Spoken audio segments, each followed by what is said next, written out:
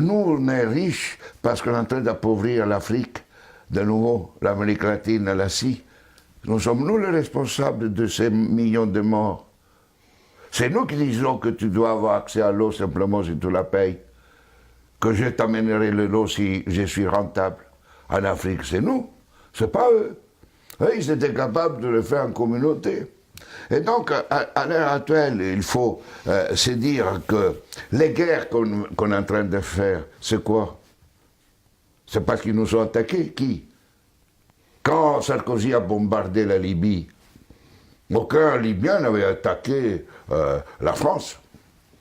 La France n'avait pas été bombardée par personne.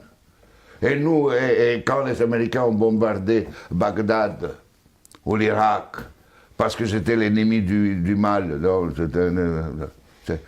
tous ces millions qui sont morts, et tous ces millions de réfugiés syriens, irakiens, etc., c'est qui eux, ils sont voulus.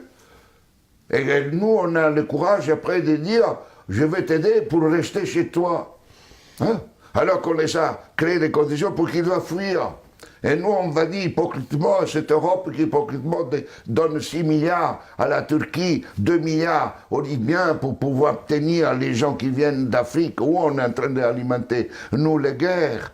Mais il faut s'arrêter de se raconter des balivernes ici. Hein? Il faut s'arrêter. La guerre ne se fait plus parce qu'on tue l'ennemi. La guerre est devenue, grâce à la technologisation, elle était aussi d'avant, mais elle est devenue une activité économique la plus rentable après l'industrie pharmaceutique et l'industrie informatique. On fait la guerre parce que c'est rentable.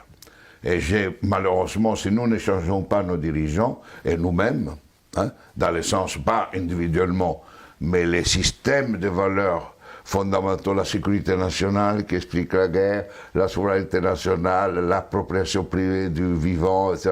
Tout ça, on fera la guerre.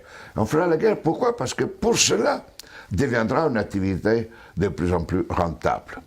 D'ici quelques années, si vous éliminez la guerre, le PIB mondial chutera, d'après le système dominant. Il ne chutera pas si on est dans un autre système. Au contraire, la guerre, la disparition de la guerre sera une source de richesse.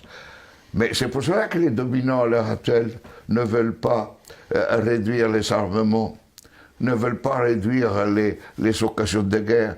Parce qu'imaginez-vous la France sans la guerre. Que serait comme économie?